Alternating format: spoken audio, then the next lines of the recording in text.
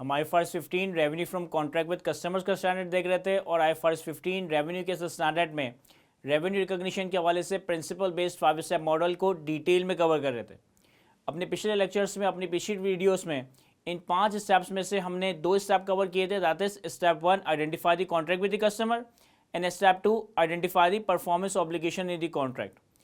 आज के इस लेक्चर में हम IFRS 15 की 3 इंपॉर्टेंट टर्म्स, 3 इंपॉर्टेंट कॉन्सेप्ट्स को कवर करेंगे और फिर हम लेटर स्टेज पे आने वाले वक्तों में रिमेनिंग 3 स्टेप्स को कवर कर रहे होंगे।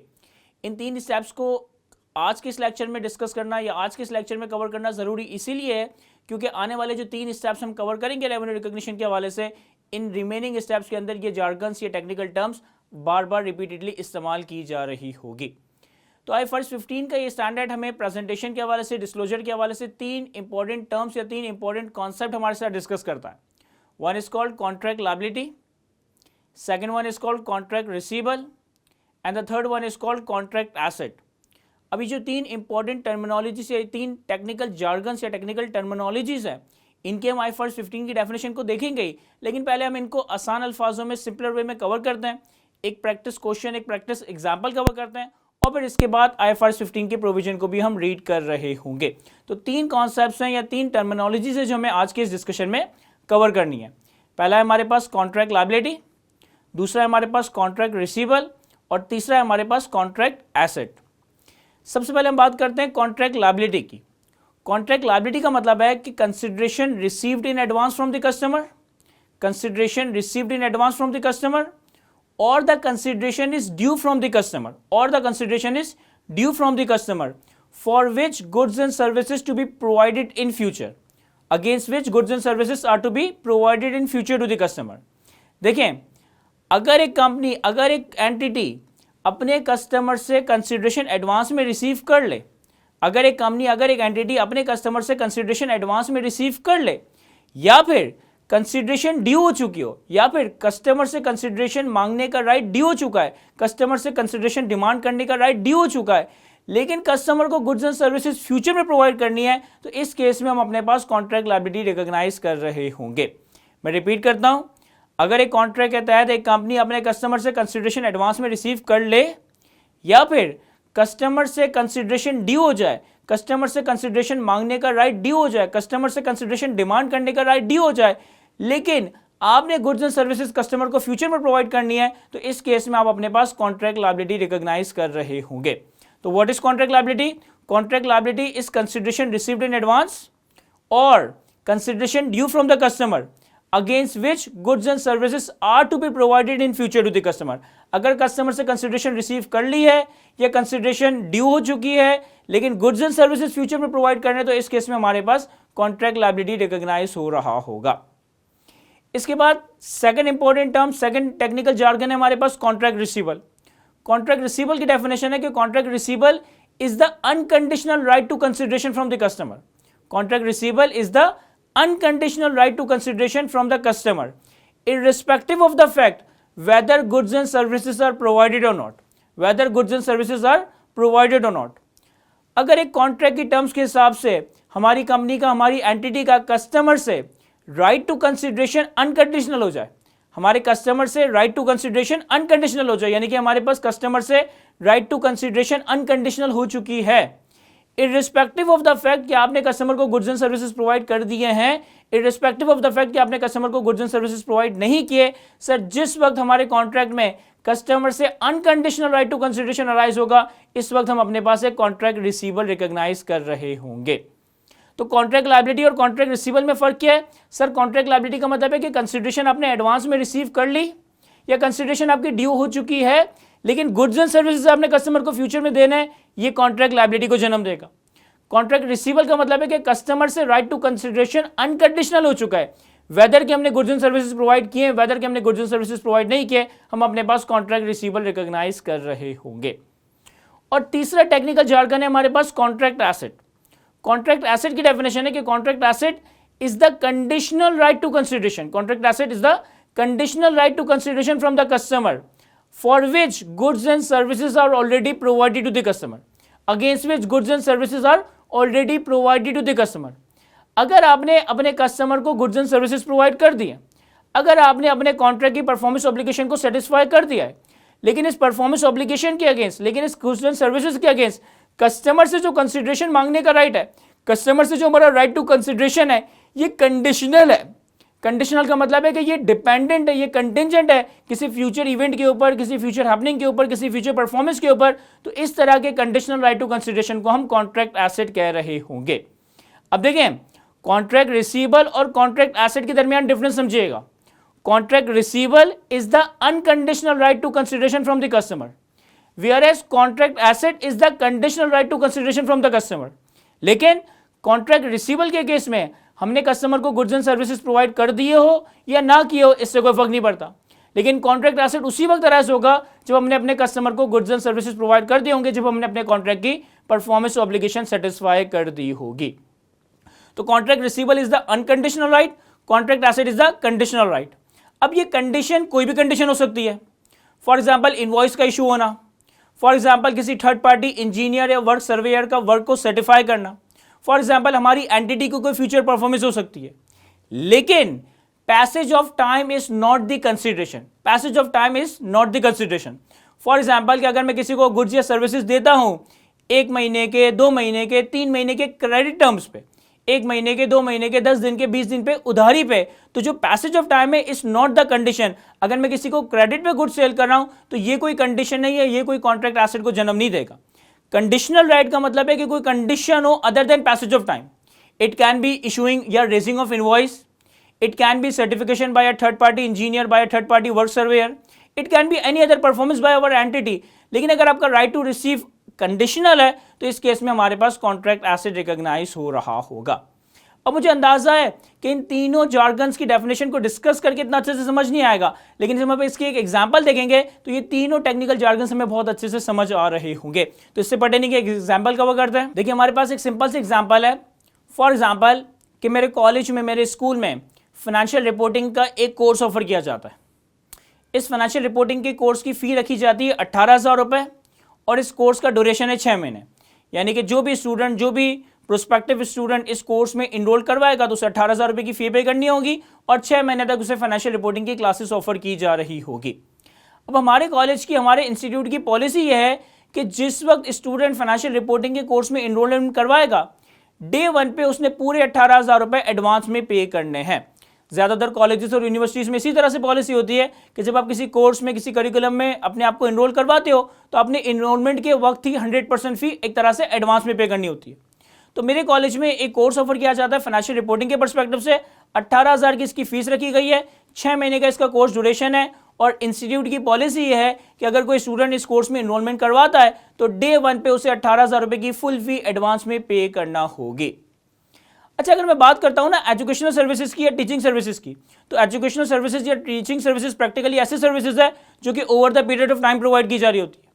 और अगर ये teaching services over the period of time provide की जा रही है तो इसका मतलब है कि इसका रेवेन्यू भी over the period of time record किया जा रहा होगा, इसकी परफॉर्मेंस ऑब्लिगेशन भी over the period of time satisfy हो रही होगी। तो अगर ये 6 महीने का कोर्स है और 18,000 रुपये की टोटल फी है तो मैं 18,000 को सिंपली 6 महीनों से अगर डिवाइड कर दूं तो इसका मतलब है कि हर महीने में 3,000 रुपये की सर्विसेज प्रोवाइड कर रहा हूँ, हर महीने मुझे सिंपली 3,000 रुपये का रेवेन्यू रिकॉग्नाइज करना होगा। तो फाइनेंशियल रिपोर्टिंग का कोर्स ऑफर किया जा रहा है जिसकी 18,000 रुपये की फीस है, 6 महीने का कोर्स ड्यूरेशन है और इंस्टीट्यूट की पॉलिसी के हिसाब से पूरे 18,000 रुपये डे 1 पे एडवांस में पे करने होंगे। अब 3 डिफरेंट सिनेरियोज है मेरे पास और इन तीनों डिफरेंट सिनेरियोज में वो 3 इंपॉर्टेंट टर्म्स मैं आपको एक्सप्लेन करने की कोशिश करूंगा। पहले सिनेरियो में आपसे कहता है कि आपके पास एक स्टूडेंट आया और इसने इनरोलमेंट के वक्त ही 18,000 रुपये की फीस पे कर दी। आपके पास एक स्टूडेंट आया और उसने इनरोलमेंट के वक्त ही 18,000 रुपये की फीस पे कर दी, यानी कि student paid the full fee at the time of enrolment. अब डे 1 पे जब स्टूडेंट ने एडवांस में पूरे 18,000 रुपये पे कर दिए तो हमारे पास कैश एंड बैंक 18,000 से डेबिट हो रहा होगा, हमारे पास कैश एंड बैंक 18,000 रुपये से डेबिट हो रहा होगा। क्या डे 1 पे मैंने कस्टमर को कोई गुड्स एंड सर्विसेज दे दी हैं? नहीं सर, आपने कस्टमर को कोई गुड्स एंड सर्विसेज नहीं दिए, यानी कि आप कोई रेवेन्यू रिकॉर्ड नहीं कर सकते। सर गुड्स एंड सर्विसेज मुझे कस्टमर को कब देने हैं? सर गुड्स एंड सर्विसेज मैं कस्टमर को आने वाले 6 महीनों में दे रहा हूँ, लेकिन कंसिडरेशन मैंने कस्टमर से एडवांस में रिसीव कर ली। तो हमने कॉन्ट्रैक्ट लायबिलिटी की डेफिनेशन में कवर किया था कि consideration received in advance, consideration received in advance against which goods and services are to be provided in future। चूंकि पहले सिनेरियो में स्टूडेंट ने हमें पूरी 18,000 रुपये की फीस डे 1 पे कर दी, हमारे पास कैश डेबिट कॉन्ट्रैक्ट लायबिलिटी 18,000 रुपए से क्रेडिट हो जाएगा। हमारे पास कैश एंड बैंक 18,000 से डेबिट, कॉन्ट्रैक्ट लायबिलिटी 18,000 रुपए से क्रेडिट हो जाएगा। क्यों? क्योंकि हमने कस्टमर से 18,000 रुपए एडवांस में ले लिए, लेकिन सर्विसेज हम उससे कब प्रोवाइड करेंगे? सर्विसेज हम आने वाले 6 महीनों में प्रोवाइड कर रहे होंगे। तो डे 1 पे आपने कैश एंड बैंक डेबिट कर दिया, कॉन्ट्रैक्ट लायबिलिटी 18,000 रुपए से क्रेडिट कर दिया। अब आने वाले 6 महीनों में over the passage of time जैसे जैसे मैं स्टूडेंट को फाइनेंशियल रिपोर्टिंग की क्लासेस ऑफर करूंगा, जैसे जैसे मैं स्टूडेंट को फाइनेंशियल रिपोर्टिंग की क्लासेस कंडक्ट करूंगा, हर महीने के आखिर में मैं over the period of time थोड़ा थोड़ा रेवेन्यू रिकॉर्ड करता जाऊंगा। फॉर एग्जांपल पहले महीने का आखिर आया, 18,000 में से 3,000 की सर्विसेज मैंने प्रोवाइड कर दी, तो अब 18,000 में से 3,000 का मैंने रेवेन्यू रिकॉर्ड करना है, क्योंकि 3,000 रुपए की टीचिंग सर्विसेज में प्रोवाइड कर चुका हूं। तो पहले महीने के आखिर में हमारे पास रेवेन्यू क्रेडिट हो जाएगा 3,000 रुपए से, हमारे पास रेवेन्यू क्रेडिट हो जाएगा 3,000 रुपए से। और अब हम डेबिट क्या करेंगे? सर जो कॉन्ट्रैक्ट लायबिलिटी आपने डे 1 पे 18,000 से क्रेडिट किया था, वही कॉन्ट्रैक्ट लायबिलिटी पहले महीने के आखिर में 3,000 रुपए से डेबिट हो रहा होगा। यानी कि पहले महीने के आखिर में contract liability debit, revenue credit 3,000 रुपए से। इसी तरीके से दूसरे महीने के आखिर में, तीसरे महीने के आखिर में, चौथे महीने के आखिर में, पांचवें महीने के आखिर में, छठे महीने के आखिर में, जैसे जैसे हर महीने के आखिर में मैं एक एक महीने की सर्विसेज प्रोवाइड करता जाऊंगा, हर मंथ एंड पे मैं कॉन्ट्रैक्ट लायबिलिटी डेबिट, रेवेन्यू 3,000 रुपए से क्रेडिट करता जाऊंगा। तो ये तो पहला सिंपल सा केस था जिसमें एक स्टूडेंट मेरे कॉलेज में आ रहा है और पूरी 18,000 रुपए की फीस एडवांस में डे 1 पे पे कर रहा है। जब स्टूडेंट ने 18,000 रुपए की फीस एडवांस में पे की, सर्विसेज मुझे आने वाले 6 महीनों में प्रोवाइड करनी है, मैंने डे 1 पे cash and bank debit, contract liability credit कर दिया। आने वाले 6 महीनों में जैसे जैसे मैं उसे टीचिंग सर्विसेज प्रोवाइड कर रहा हूं, कॉन्ट्रैक्ट लायबिलिटी डेबिट करता जाऊंगा और रेवेन्यू 3,000 रुपए से क्रेडिट करता जाऊंगा। अब आते हैं सेकंड केस के ऊपर, सेकंड सिनेरियो के ऊपर। सेकंड सिनेरियो में कहता है कि एक स्टूडेंट आपके कॉलेज में इनरोलमेंट करवाता है, एज पर द पॉलिसी उसकी कंसिडरेशन पहले ही दिन ड्यू हो गई थी। यानी कि इंस्टीट्यूट की पॉलिसी के हिसाब से जिस वक्त स्टूडेंट ने इनरोलमेंट रजिस्टर्ड करवाई, उसी वक्त उसको 18,000 रुपए पे करने थे, लेकिन स्टूडेंट ने एक्चुअली 2 महीने के बाद 18,000 रुपए पे किए। इंस्टीट्यूट की पॉलिसी के हिसाब से डे 1 पे 18,000 रुपए ड्यू हो चुके थे, लेकिन हर दिन हम उससे पैसे मांगते थे, वो हमें डिले करता जा रहा था और फाइनली 2 महीने के बाद उसने हमें पैसे दे दिए। इस केस में क्या एंट्री बनाएंगे? सर इस केस में जिस वक्त स्टूडेंट ने डे 1 पे कोर्स में इनरोलमेंट करवाई, उससे राइट टू कंसिडरेशन अनकंडीशनल हो चुका था, क्योंकि इंस्टीट्यूट की पॉलिसी के हिसाब से जिस वक्त एक स्टूडेंट कोर्स में इनरोलमेंट करवाएगा तभी उसने 18,000 पे करने थे, तभी इंस्टीट्यूट उससे 18,000 डिमांड कर सकता है। यानी कि डे 1 पे इंस्टीट्यूट से जो राइट टू कंसिडरेशन है वो अनकंडीशनल हो चुका है।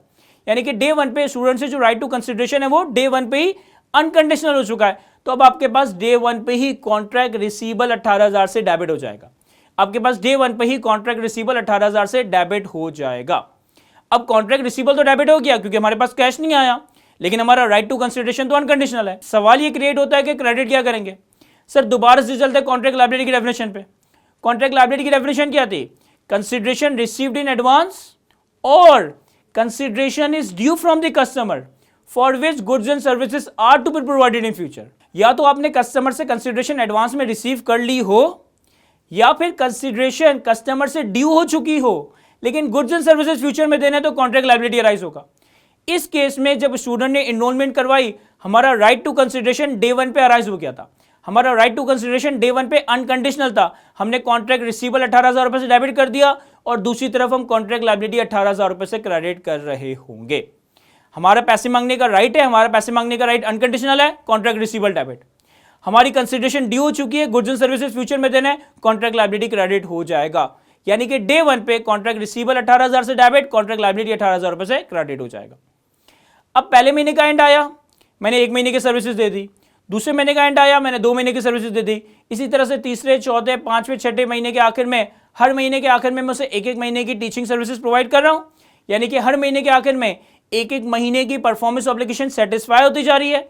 यानी कि हर महीने के आखिर में एक महीने की परफॉर्मेंस ऑब्लिगेशन के अगेंस्ट हमें कुछ ना कुछ रेवेन्यू रिकॉग्नाइज करना है। पहले महीने के आखिर में मैं सिंपली क्या करूंगा? Contract liability debit, revenue credit. Contract liability debit, revenue credit 3,000 रुपए से। इसी तरीके से दूसरे, तीसरे, चौथे, पांचवें और छठे महीने के आखिर में कॉन्ट्रैक्ट लायबिलिटी डेबिट और रेवेन्यू 3,000 रुपए से क्रेडिट करता जाऊंगा।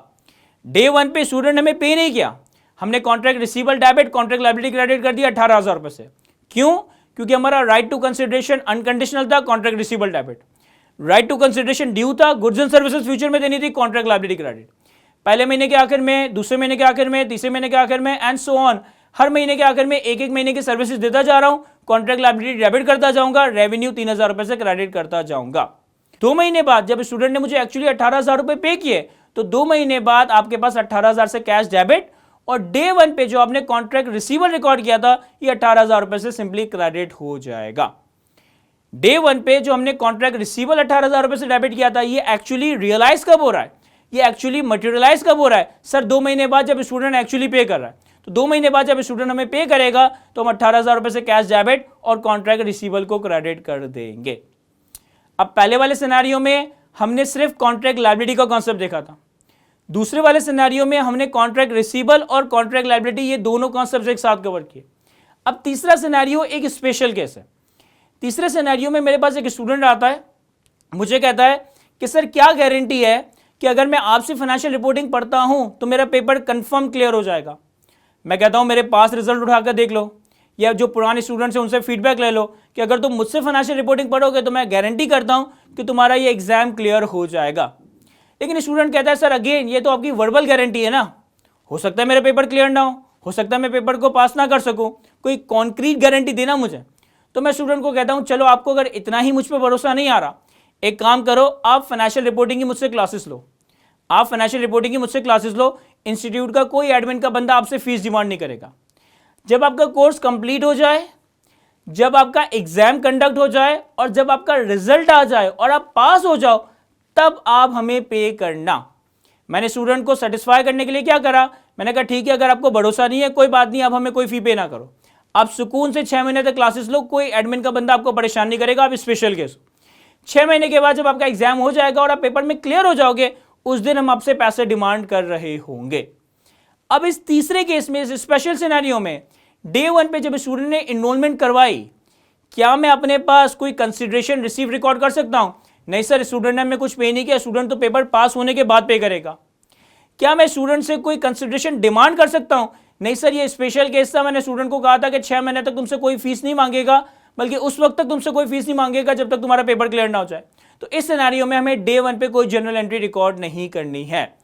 रीजन बीइंग के थर्ड सिनेरियो में डे 1 पे ना कोई कंसिडरेशन हमने एडवांस में रिसीव की है, ना कोई कंसिडरेशन हमारी ड्यू हुई है, तो हम डे 1 पे कोई जनरल एंट्री रिकॉग्नाइज, कोई contract asset, contract liability, contract receivable recognise नहीं कर रहे होंगे।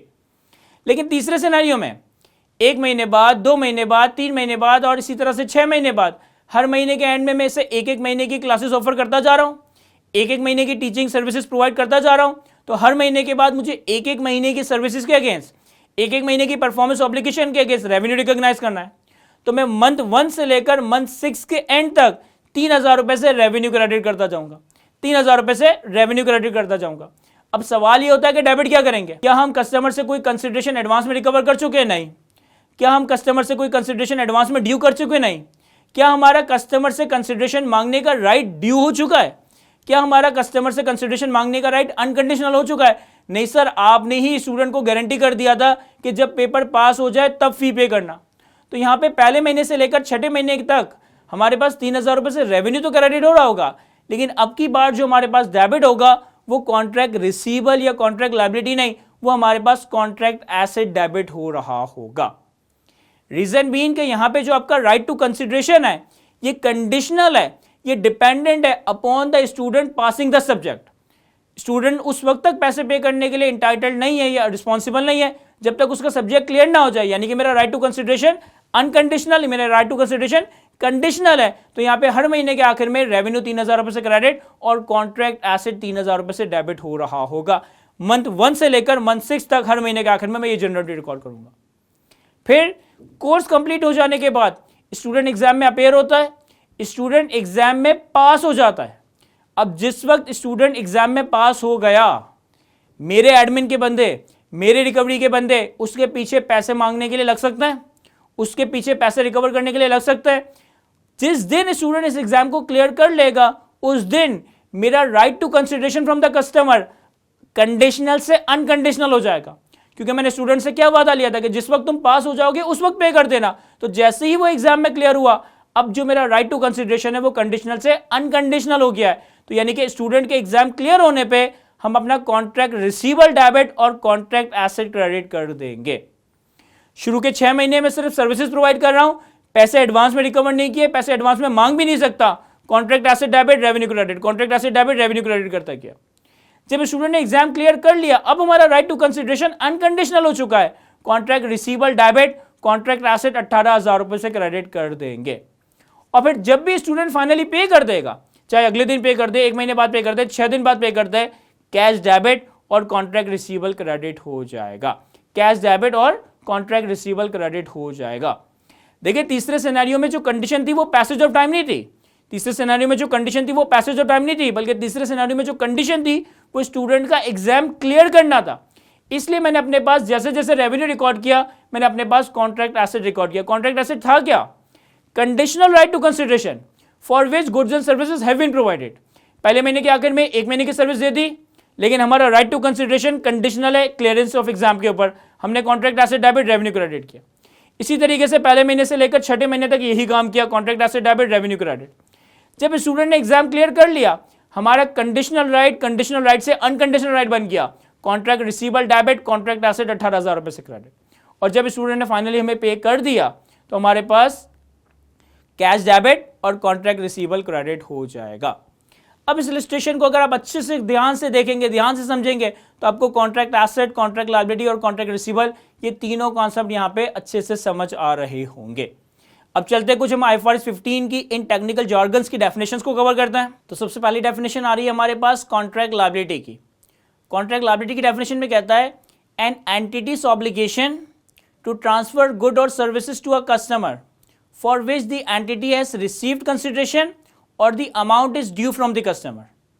तो सिंपली यहाँ भी डेफिनेशन में वही बात लिखी है जो हमने कॉन्ट्रैक्ट लायबिलिटी की डेफिनेशन में समझा था कि अगर आप कस्टमर से कंसिडरेशन एडवांस में रिसीव कर लो या फिर आपकी कंसिडरेशन ड्यू हो जाए, लेकिन कस्टमर को आपने गुड्स एंड सर्विसेज फ्यूचर में प्रोवाइड करने, तो इस केस में आपके पास कॉन्ट्रैक्ट लायबिलिटी रिकॉग्नाइज हो रहा होगा। तो सेम यहाँ पे भी यही बात करता है कि an entity's obligation to transfer the good और सर्विसेज टू द कस्टमर, हमारी ऑब्लिगेशन है, हमारी जिम्मेदारी है कि हमें कस्टमर को गुड्स एंड सर्विसेज प्रोवाइड करनी है, यानी कि फ्यूचर में प्रोवाइड करनी है। लेकिन इसके अगेंस्ट हम एंटिटी से कंसिडरेशन रिसीव कर चुके हैं, इसके अगेंस्ट हमारी एंटिटी से कंसिडरेशन, हमारी कस्टमर से कंसिडरेशन ड्यू हो चुकी है, तो हमारे पास कॉन्ट्रैक्ट लायबिलिटी रिकॉग्नाइज होगा। आगे कहता है a contract might require payment in advance और allow the supplier a right to consideration that is unconditional that is receivable before it transfer a good और service to the customer. Sir हमारे contract या हमारे बहुत सारे contract में इस तरह की टर्म्स एंड कंडीशंस हो सकती है कि जिसके तहत कस्टमर ने कंसिडरेशन एडवांस में पे करनी है, या जिसके तहत हमारा कस्टमर से राइट टू कंसिडरेशन ड्यू हो जाए, राइट टू कंसिडरेशन अनकंडीशनल हो जाए, राइट टू कंसिडरेशन रिसीवेबल बन जाए। तो सर इस केस में जो आपके पास क्रेडिट लैग होगा, अगर आप कंसिडरेशन एडवांस में रिसीव कर लो या आपकी कंसिडरेशन ड्यू हो जाए, तो आपके पास क्रेडिट लैग में कॉन्ट्रैक्ट लायबिलिटी रिकॉग्नाइज हो रहा होगा। और फिर आगे कहता है in these cases the supplier presents the contract as contract liability when the payment is made और the payment is due whichever is earlier. तो जिस वक्त आप कस्टमर से एडवांस में पेमेंट रिसीव कर लो या जिस वक्त आपसे कस्टमर से एडवांस में पेमेंट ड्यू हो जाए, व्हिचएवर इज अर्लियर की बेसिस पे आप अपने पास कॉन्ट्रैक्ट लायबिलिटी रिकॉग्नाइज कर रहे होंगे। तो ये तो सिंपल सा टर्म था हमारे पास कॉन्ट्रैक्ट लायबिलिटी। इसके बाद सेकंड डेफिनेशन हमने कवर की कॉन्ट्रैक्ट रिसीवेबल की। कॉन्ट्रैक्ट रिसीवेबल की डेफिनेशन को देखते हैं, कहता है an entity's right to consideration, an entity's right to consideration that is unconditional, an entity's right to consideration that is unconditional. अगर हमारी कंपनी का कस्टमर से अनकंडीशनल राइट टू कंसिडरेशन है, ये कॉन्ट्रैक्ट रिसीवेबल है, दैट्स इट। यहां पे goods and services का कोई जिक्र ही नहीं किया, यानी कि गुड्स एंड सर्विसेज ट्रांसफर कर दी हो, गुड्स एंड सर्विसेज ट्रांसफर ना की हो, जिस वक्त आपका कस्टमर से unconditional right to consideration arise होगा, इस अनकंडीशनल राइट टू कंसिडरेशन को हम कॉन्ट्रैक्ट रिसीवेबल कह रहे होंगे। कहता है a right to consideration is unconditional only if the passage of time is required before the payment is due. अगर पैसेज ऑफ टाइम रह गया है तो ये अनकंडीशनल राइट है, लेकिन अगर पैसेज ऑफ टाइम के अलावा कोई और परफॉर्मेंस देनी है, कोई और इवेंट होना है, कोई और हैपनिंग होनी है, तो फिर ये कंडीशनल राइट कहलाया जाएगा, ये कॉन्ट्रैक्ट रिसीवेबल नहीं है। Contract receivable is the unconditional right. सिर्फ पैसेज ऑफ टाइम हो सकता है, यहाँ पे पैसेज ऑफ टाइम के अलावा कोई और परफॉर्मेंस रिस्पॉन्सिबिलिटी नहीं है, तो हमारे पास unconditional right contract receivable arise हो रहा होगा। और फिर तीसरी डेफिनेशन हमने कवर की थी कॉन्ट्रैक्ट एसेट की। कॉन्ट्रैक्ट एसेट की डेफिनेशन में कहता है कि contract asset is the entity's right to consideration in exchange for goods and services that the entity has transferred to the customer when that right is conditional on something other than passage of time, for example entity's future performance. Contract asset क्या है कि contract asset हमारा customer से right to consideration है, हमारा customer से right to consideration है उन गुड्स एंड सर्विसेज के एक्सचेंज में जो हमने कस्टमर को ऑलरेडी प्रोवाइड कर दिए हैं, उन गुड्स एंड सर्विसेज के एक्सचेंज में जो हमने कस्टमर को ऑलरेडी प्रोवाइड कर दिया है। लेकिन ये जो हमारा right to consideration from the customer है ना, ये राइट टू कंसिडरेशन कंडीशनल है, ये राइट टू कंसिडरेशन कंडीशनल है किसी इवेंट के ऊपर, किसी फ्यूचर परफॉर्मेंस के ऊपर, किसी फ्यूचर हैपनिंग के ऊपर other than passage of time. याद रखिएगा passage of time is not the condition. अगर मैं किसी को 10 दिन के, 20 दिन के, 1 महीने के, 2 महीने पे क्रेडिट पे कोई चीज सेल कर रहा हूं तो ये कंडीशनल राइट नहीं है, ये अनकंडीशनल राइट ही है।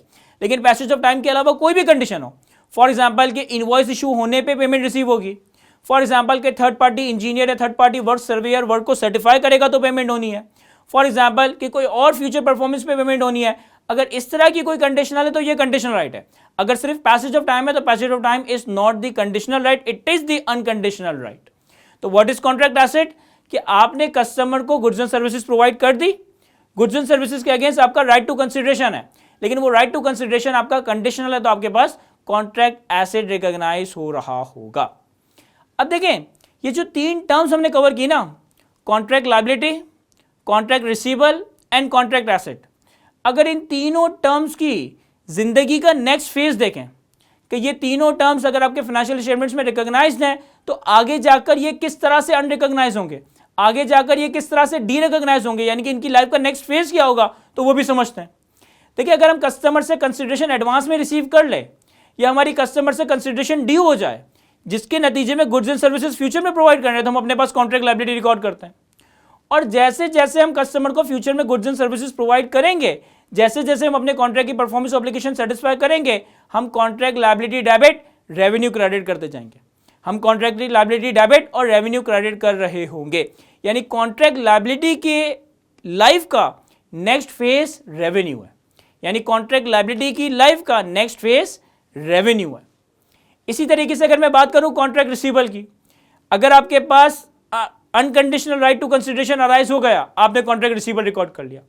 अब contract receivable subsequently derecognise कैसे होगा? जब आपका कस्टमर आपको पे कर देगा। Cash debit, contract receivable credit, cash debit, contract receivable credit हो रहा होगा। यानी कि कॉन्ट्रैक्ट रिसीवेबल की लाइफ की नेक्स्ट फेज क्या है? Cash received.